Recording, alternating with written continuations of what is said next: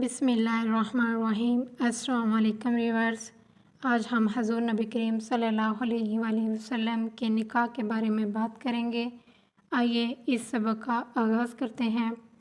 حضرت be be Khatija رضی اللہ عنہا مال و دولت کے ساتھ انتہائی شریف اور نیک خاتون تھی۔ اہل مکہ والے ان کی پاک دامنی اور پارسائی کی وجہ سے ان کو طاہرہ یعنی پاک باز کہا کرتے تھے۔ ان کی عمر 40 سال کی ہو چکی تھی۔ پہلے ان کا نکاح ابو خالہ بن زرارہ تمیمی سے ہوا تھا۔ ان سے ان کے 2 لڑکے پیدا ہو چکے تھے۔ پھر ابو خالہ کے انتقال کے بعد حضرت ختیجہ رضی اللہ عنہا نے دوسرا نکاح عتیق بن عبد مخزومی سے کیا۔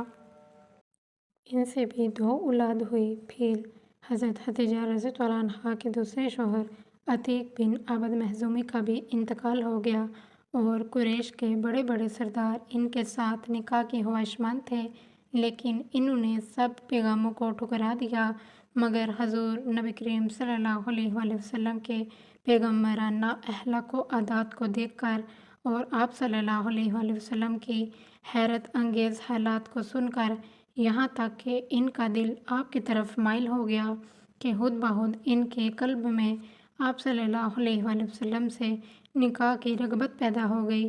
کہا تو بڑے بڑے مالداروں اور شہر مکہ کے سرداروں کے پیغاموں کو رد کر چکی تھی اور یہ طے کر چکی تھی کہ اب 40 برس کی عمر میں تیسرا نکاح نہیں کروں گی، اور کہاں خود ہی حضور نبی کریم صلی اللہ علیہ وآلہ وسلم کی پھوپھی حضرت صفیہ رضی اللہ عنہا کو بلایا، جو ان کے بھائی عوام بن خوالد کی بیوی تھی۔ ان سے حضور نبی کریم صلی اللہ علیہ وآلہ وسلم کے کچھ ذاتی حالات کے بارے میں مزید معلومات حاصل کی۔ پھر نفیسہ بنت امیہ کے ذریعے خود ہی حضور نبی کریم صلی اللہ علیہ وآلہ وسلم کے پاس نکاح کا پیغام بھیج دیا۔ اس رشتے کو پسند کرنے کی جو وجہ حضرت ختیجہ رضی اللہ عنہا نے خود حضور نبی کریم صلی اللہ علیہ وآلہ وسلم سے بیان کی، وہ خود ان کے الفاظ میں یہ ہے، یعنی میں نے آپ صلی اللہ علیہ وآلہ وسلم کے اچھے اخلاق اور آپ صلی اللہ علیہ وآلہ وسلم کی سچائی کی وجہ سے آپ کو پسند کیا۔